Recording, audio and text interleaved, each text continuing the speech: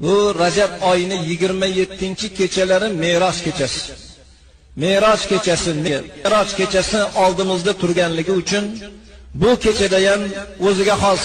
yaxshi bir tavozu bilan ibodatda bo'lishlik, Alloh qodir qilguncha Allohning rizoligini qidirib, Allohdan iltijolar qilib, gunohlarimizni mag'firatini Xudodan so'rab, xufton namozidan keyin o'qiladigan 12 rakatlik nafl namozi bor Me'roj kechasida.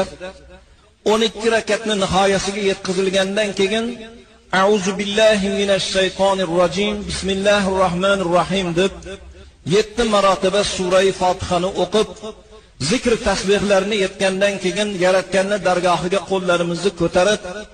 Allohdan nima talabinglar bo'lsa, Allohdan nima istaginglar bo'lsa, xatolarimizni, gunohlarimizni